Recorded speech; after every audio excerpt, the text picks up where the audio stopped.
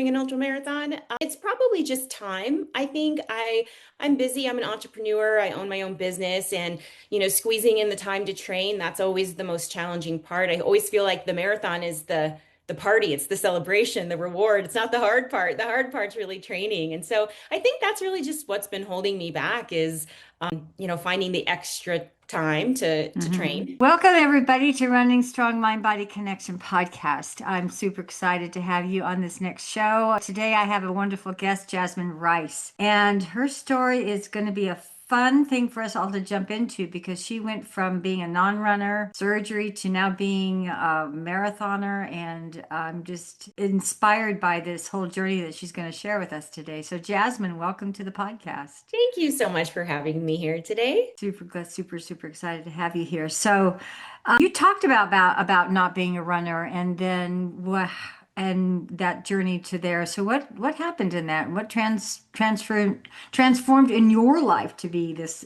great, amazing marathoner? Amazing. Well, I'm not sure about amazing, but thank you for that. I did not grow up running. I did some track when I was in high school, but it was short distances, and I thought the people who did cross country and the long distances were just crazy. I never understood that. Hey, join the So group. I never really was into running. I loved exercising. Always did hiking and other types of physical activity, but running just wasn't anything I was ever interested in until my late 20s when I watched a documentary on marathon running. Really? What was the Yes. documentary? Who do you So it was remember?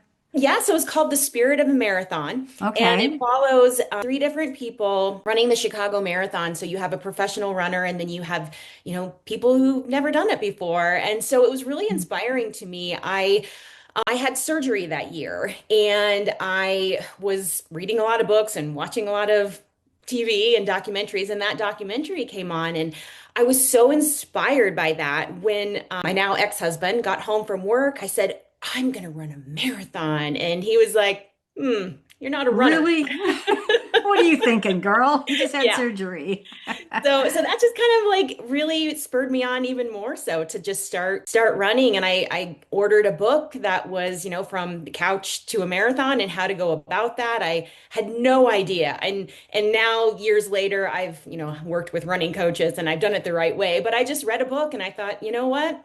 Here we go. Let's see what happens.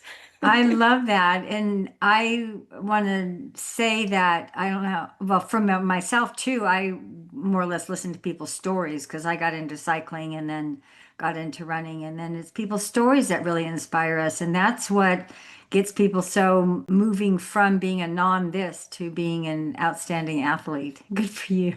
Thank you. Yeah, I would agree with that. The stories that I watched on that documentary, I thought, this woman, it was the everyday woman who had never run before, watching her journey. And I thought, I like to challenge myself. I think I might be able to do this. And my plan was just to run one and done. I was going to do that, check it off the bucket list. But as you know, as a runner, it's a little addictive. So So one and done. So how many have you done so far? So I've done 8 full marathons and I've done Nice. 22 half marathons. Nice.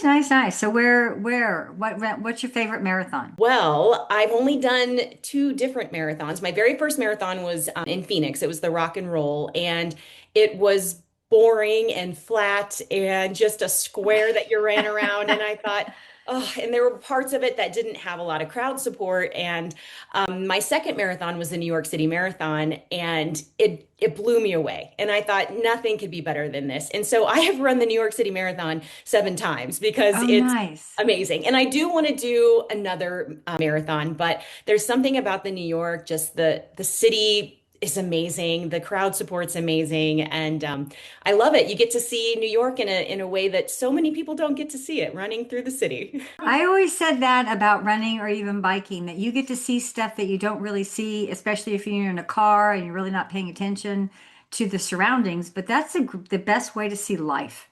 It really is. Run. Yes, yes. Just run through it. Where are you located? I'm in Denver, Colorado. Okay. Yeah, so I get That's to a good. I get to train at altitude, which is great when I go to sea level. So Exactly. We have a house in Flagstaff, and that's at 7,000. And so it's pretty fun to come back to Auburn or into the lower Phoenix area and run, and you just feel like the top of your game, and you run yeah. so much faster, and on and on and on. That's pretty cool. So, what's holding you back from taking it to that next level? Honestly, I like doing an ultra marathon. It's probably just time. I think I'm busy. I'm an entrepreneur. I own my own business, and squeezing in the time to train, that's always the most challenging part. I always feel like the marathon is the party, it's the celebration, the reward. It's not the hard part. The hard part's really training. And so I think that's really just what's been holding me back is finding the extra time to train. So, what's your business? Well, I own a event production company that has a speaker bureau division. And so I work with professional speakers to book them for conferences. I also do professional speaking myself and host large events that I bring in speakers and inspire people. So it's something I never thought I would be doing, but I love it. Well, good for you. That's pretty Thank cool. you. So, where's your reach out, and what kind of speaking opportunities do you offer to people? So, primarily, what I focus on is professional development. I work with different corporations on incorporating how to be a compassionate leader, leading a team that way. And all the speakers that I work with they're amazing speakers. They speak about so many different topics. So we have people who focus on AI and how to incorporate that into your business. We have speakers who they talk about resiliency. One of my speakers, he's a police officer here in Denver, and he lost his leg, and he was already back working again a year later, and he talks about how he went about that. So a lot of different stories. So we did start here in Denver, and now we have expanded nationwide, and hopefully soon we'll be international. Very cool. So, I'd love to come talk about mental fitness.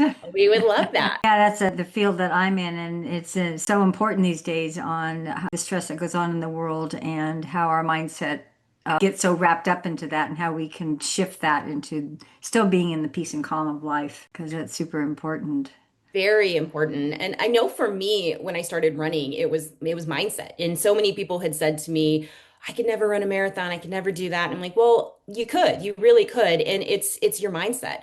And I remember the day that I hit 7 miles when I was very first training. And it was all in my mind. If I told myself, you got this, you can keep going, you can do this. But if I started talking to myself in a negative way, that's when I would find myself stopping. And, our minds are so, so powerful. They are so powerful, but we don't give our minds that credit for it, do So we? true. So And true. that's good having that awareness about that, true, because that is a very true statement. And I'm a testament to that, to my 2017 story of the Western States. Is like, yeah, I could either beat myself up that I'm never going to make it, because what we think about is what we manifest, Mhm. right? And same with you, is like, I've got this, I can do this. And I came upon, I don't know how many people that said, well, what am I doing out here? What was I thinking? I'm not trained for this, blah, blah, blah. And they didn't make it. I'm like, hey, stay with me, we'll make it, you know. Yes. But our mindset is in any type of running, it's 80% mindset and 20% physical. So So that true. 80% mindset can take you to that 50K, which in my podcast a week before this one being posted, it's only 5 miles longer. I know. I've even thought that after I've crossed the finish line at the marathon, I'm like, I could keep going. I You think I can can keep do this. going. All You right, should you're come down and motivating me, run. Karen. You should come down and run CIM. Come to California and run the California International Marathon. That sounds great. It's a pretty fun one. They've incorporated it, and I think rock and roll probably has gotten better too over time. But yeah, if you're coming from Colorado, flat, really? Flat's good for something, but I'm the same way. I cannot stand flat races. I live in Auburn, or we sometimes are in Flagstaff, and there's nothing but hills. Yeah. There's where I live, there's nothing flat, and it's probably the same for you too. Or you're at altitude and you have hills all around you, and it's much more fun in the hills because you have that sense of adventure, and you're using different muscles, and you're doing different things and going different places. So, do you do trails? Do you do the trails in Colorado? I do, but I have to be very careful because I'm a little clumsy. I remember my first trail run. I was a half marathon. I made it the whole way, and I was, being very, very careful. And I got just right to the end where it was flat. You could see the finish line, and that's when I tripped and fell. Congratulations! That's Yeah. awesome. I do the same thing, and this road we have right here, it's a main road into the neighborhood, but you know how they have the rivets in the side of the road that kind of Yes. come up? I was just happily running down that, and I'm always waving to the drivers and whatnot. Bam, I beefed it. And it's like brand new tights again. Now I have a hole in my knee. And it's like all my good CVX tights or CV, whatever sites they are, all have a hole in the right knee. So it's like it's just that reminder, pick your feet up. I know, I Pick know. your feet So up. I think road running, I can just kind of go on autopilot. I don't have to think Right. about it as much. But trail running, you really have to pay attention. But I love doing it for training because it works different muscles and Right. you're taking tinier steps. But you have to mentally be focused. Which is really beneficial. And they're talking a lot about that. And I'm not going to qualify an age at all. But as we do that, it really makes you keep working your mind. Trail running is one of the best things for keeping our minds working. And Oh, so, I mean, you have some beautiful trails out there to run. You should ought to go up to Leadville and do the 14ers. yes, I know. Yeah, I've done a couple 14ers. I've never run Yeah. up them. I mean, just, hiking is Yeah. hard enough. Well, you got to breathe on them too, right? I've been up two of them. I was up Elbert and another one. So I ran the Leadville 100. So I don't think Quote passes at 14, but the ones around there were at 14. So I've been up two of them when we were there. That's amazing that you've done the Leadville 100. That's awesome. Congratulations. They have a Leadville Marathon. They do. I know. I actually, in my running group, someone just ran that. And so she said that I should think about it next year. So Right. I think well, this year now. It's a Leadville's a beautiful. Have you been up there? I have. It's Yeah. beautiful up there. I did It's a a cycling race beautiful up there. place. All Mhm. right. So you do cycle. Well, of I course you do. do, because you do Ironman. I Well, I do. haven't done one yet. I've done just some Olympic distance triathlons, which are, again, they're very challenging because you're using so many different muscles. And then I Yeah. did a century ride here in Denver, and I've done a couple of races up in the mountains that were over some of the passes. So yeah, I Nice. just love being outdoors, and Colorado is so great for it. We have so much sunshine. It's fabulous. Boulder had the best Ironman ever. I've heard that. I've heard that. I love that. I don't normally do halves. There's only two halves I love doing, but now they just took it down to just a half. But their full Ironman, I love that. That was just a really fun race. I've heard it's a So great one. yeah, but they don't hold it anymore. So the best half Ironmans is Salem, Oregon, because my swim was the fastest swim ever in my life. I'm a horrible swimmer. My 1.2 is like 45 minutes. Right? My 1.2 at Salem was 24 minutes. That's what I said. I'm like, wow. That's great. And that set me up for the whole day. I had the best half hour of my Ironman I ever had. That tells you how mindset can be so important throughout a whole race. Really true. It's really Yeah. true. So what's your best race you've done? What's your favorite triathlon? Well, there was one that was here, that was in Colorado where I live. I'm just south of Denver, and I've never done an open water swim though. So the ones that I've done Oh, have always been pool swims, which are actually pretty scary because people can climb over the top of you. But on the it open was water swims? all of them, and that the swimming part. And I was a lifeguard, but I also am not the strongest swimmer in the world, and so that's always been like the worst part for me. So I really do have to focus on my mindset during that piece. And yeah, I don't know. I think need to sign up for another triathlon this year. I think I need to. I don't know. So many things. You're inspiring me, Karen. That's a good thing.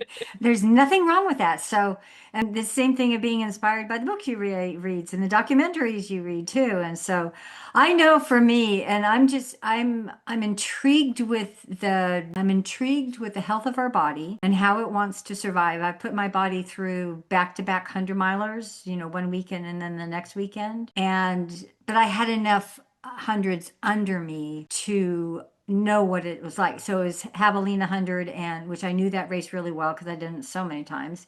And then Rio del Lago, which is my back door here. So I know these trails as well. And just see how we can do that, how I would do that. And I was just so blown away of how our body heals. and how our body wants to survive. And I've put my body through a lot of stuff. And so and when I was broken, let's see, I've had my fifth metatarsal on my right foot. I've had my ankle on my left foot. And I do remember sitting at races. I mean, by then I'd go, when I was in that situation, I'd go volunteer. I mean, that's the best place to still be involved. And I'd be at 100 and I'd be sitting at the finish line going, oh, I can hardly wait till I can feel like that.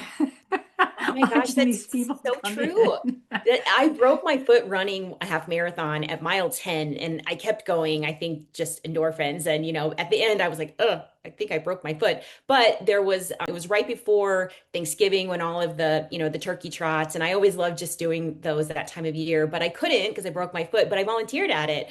And I was the same thing, even though it was a 5K, I'm like, oh, I just wish I was out there with them. But yeah, when you get injured, you can, just sit inside or still get out there and do what you can. And I Well, think volunteering is a great way. and with that, there's so many people who just give up. It's like, oh, I'm Yeah. broken, I'll break again. So Yeah. was it a stress fracture or was It it? was, yes. Yeah. And that was during a half marathon, probably 10 years ago. And then just a couple of years ago, I was training. I was just, out for a training run and I tripped, like I told you, I was kind of clumsy, tripped over my own feet. I just wasn't picking them up. And I caught myself with my hands and Ouch. yeah, broke my wrist. So Ouch, ouch, ouch. yeah, but I continued to run with it. I'm like, I'm not going to let this stop me. So I ran with cast and all. So Good for you. Well, you know what? Killian Jornet can do it. He breaks his shoulder on UTMB and still put it in a sling and still finish running and won the race. yeah. But it's mindset over, yeah, it's mindset over everything. It's 80% mindset. And so it's a tool I use. So I'm going to share this with people, is the red light therapy. Mm, Have you ever heard of that? I have, I yes. love it. And so I have a link I will post on the channel. This will be on YouTube. So I'll post on my YouTube channel. I'll post a link to the red light therapy I use. And I had sprained my ankle really bad training for the Cocodona last year. And I honestly, I'll have to sit and like meditate on this or figure out what it was about me that I found this red light therapy. But I do believe that when we're out searching for something that's going to be health healing, it'll come into our our lap, and this did. And so I bought the Kainon product, and I've seen bones be stronger. I've seen my ankle go from swelling to nothing to being perfect looking. And I use it now and I was using it twice a day religiously for a few weeks. I was running, I did this the first part of April. I had a grade 2 sprain and I was running by May and kept using the red light therapy. And now I just use it for maintenance for here and there. But I know it strengthened some bones in my feet and, the ankle. So it was my right ankle, looked like, bigger than a tennis ball. I've heard of it. I haven't heard like testimony like that. So that's great to know because I've been reluctant on whether or not to try it out. So that's good to know that it's been successful for you. Yeah, and I'll post it in the chat after we're done so you can check it out. Great. But that and the body's going to keep moving. And you are proof of that too because you had the pain, and the pain of a broken bone is painful.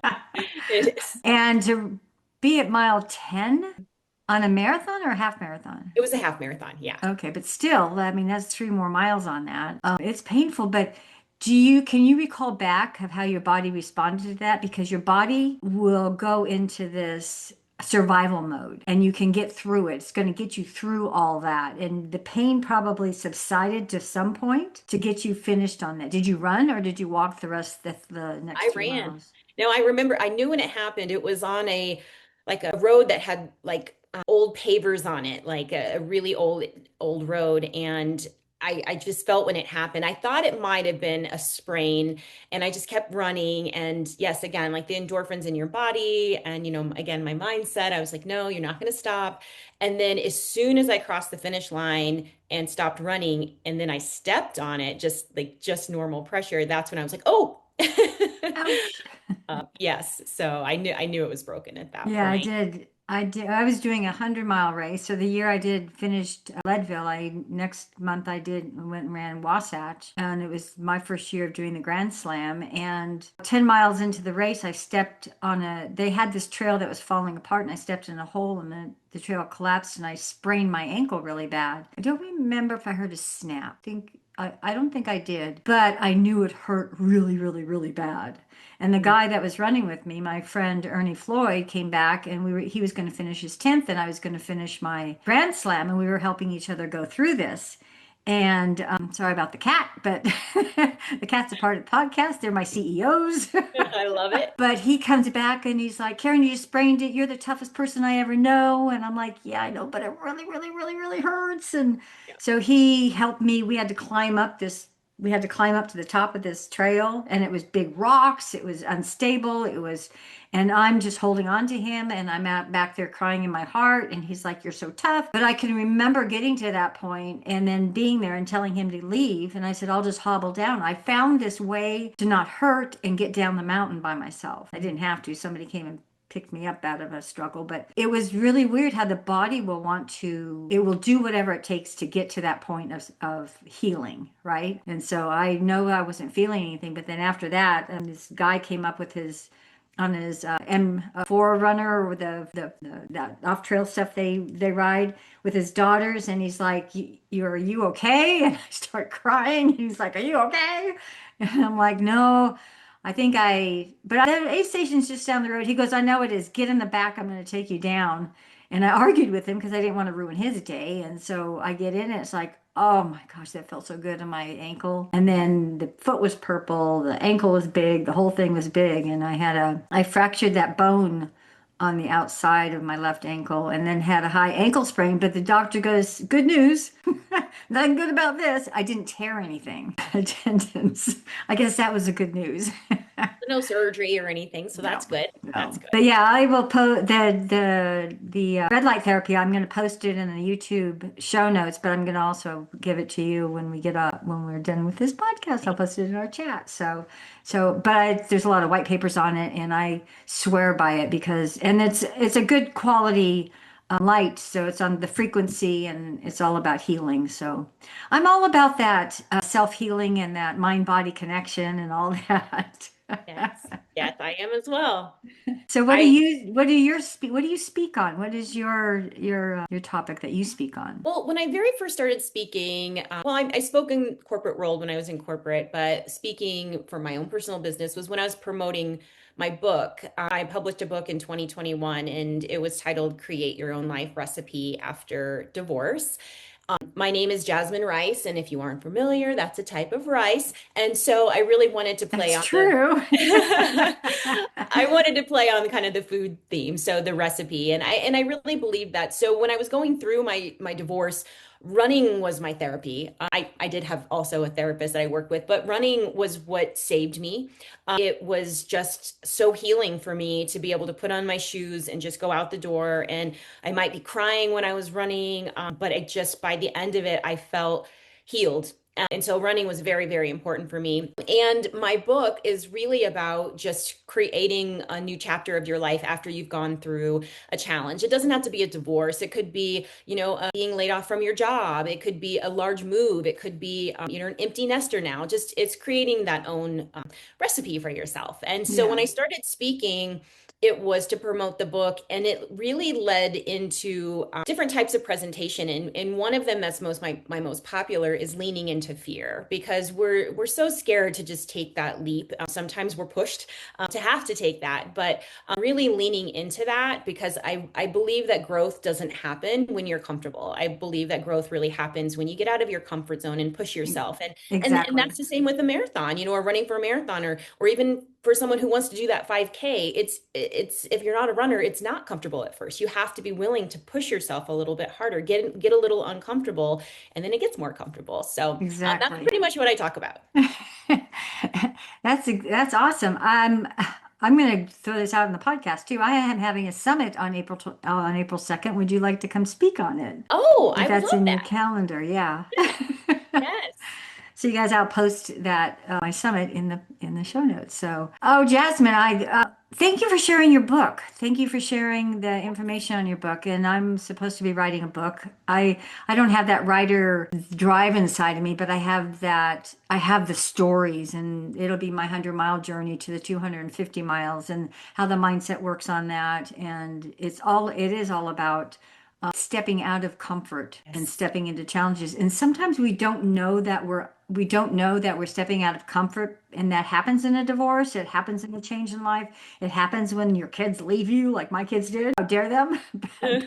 But I say that lovingly because I love my relationship with them now. But it's still stepping out of that comfort, because we can be so comfortable and we cannot challenge ourselves. We don't grow.